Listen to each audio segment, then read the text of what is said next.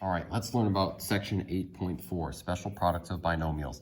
If you haven't noticed by now, mathematicians love patterns. So we're going to look at three patterns here, a square of a sum, square of a difference, and the product of a sum and a difference. But I want you to know, though, is that these patterns just build on the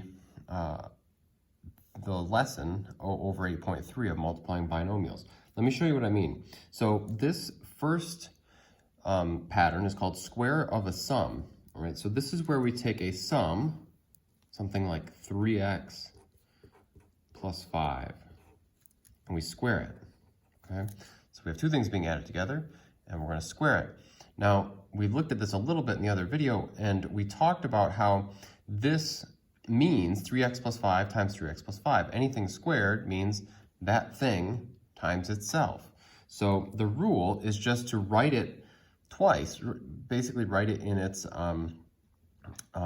more messy form, okay, or messier form. So we'll write it like this: 3x plus 5 times 3x plus 5. And if we remember that this is 3x, if we remember that this means this, and that we just need to write that expression twice,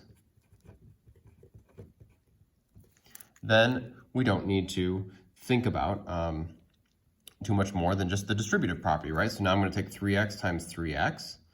That'll be, I guess we can just run through the example over here. So that would be 9x squared. And then we'll take 3x times 5. That would be plus 15x. Then we'll take so we did the 3x, we multiplied that by both things. We'll take the 5 times that by 3x, that'd be 15x again. And then last, we will take and multiply the 5 and the 5. That would be plus 25. When we simplify that, we notice that we have 15 and 15, so that will be 30x. And so we get 9x squared plus 30x plus 25. Okay. So now let's look at a square of a difference. If we square a difference, that is going to be very similar to squaring a sum, except that instead of a sum, a plus sign here in the middle, we will have a minus sign. So maybe we take something like 6p minus 1 squared. Right? We have to remember what squared means. Squared means you take whatever is squared times itself. So this becomes 6p minus 1 times 6p minus 1. Right? Again, we are writing it twice. And then distribute. So now we're going to take the 6p and 6p, that's going to be 36p squared. We'll take 6p times negative 1, that's minus 6p. And then we'll take the second term, so negative 1 times 6p, that's minus 6p. And then minus 1 times minus 1, that's positive 1. Okay. So what you end up with for your final answer when you combine these like terms here, negative 6p and negative 6p, is 36p squared minus 12p plus 1. Right? And so that is it for squaring a difference. Let's look at the product of a sum and a difference now. Product of a sum and a difference means we're going to take what is almost exactly the same expression, but we're going to change the sign. So maybe we take something like 2x plus 3, and we times that by 2x minus 3. Okay, so notice we've got 2x and 2x, we've got 3 and 3, and we have a plus and a minus. So the signs are opposite. So it's not quite like what we had up here, but it's close.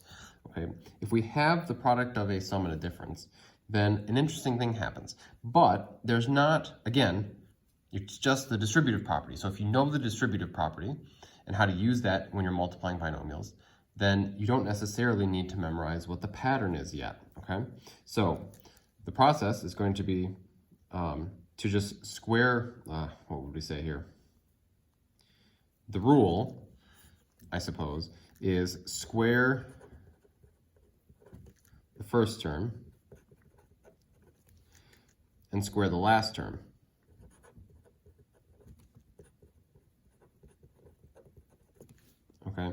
So that's the rule, but I think it's helpful if we just watch this get multiplied out and see what happens, because that method will always work. So we take 2x plus 3, 2x minus 3, and we're going to distribute this. Now, you should pause right here and try it and see if you can get the answer.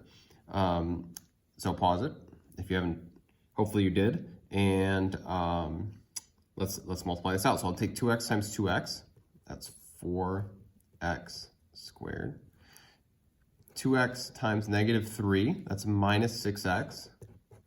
3 plus 2x, sorry, 3 times 2x, that's plus 6x. And then positive 3 times negative 3, that's minus 9. Okay, so what I end up with then is negative 6x plus 6x. Well, negative 6 plus 6 is 0. So I don't end up with the middle term. So I get 4x squared minus 9 is my final answer. This will always be subtraction when you do this. So that sign right there should always be subtraction.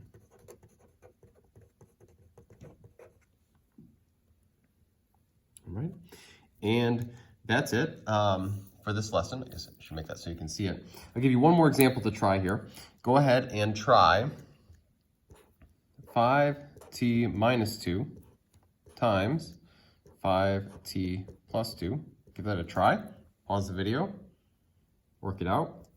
Hopefully you paused and you got your answer to be 25t squared minus 4. All right. If you have any questions on this lesson or anything else, please feel free to get a hold of us. We're happy to help.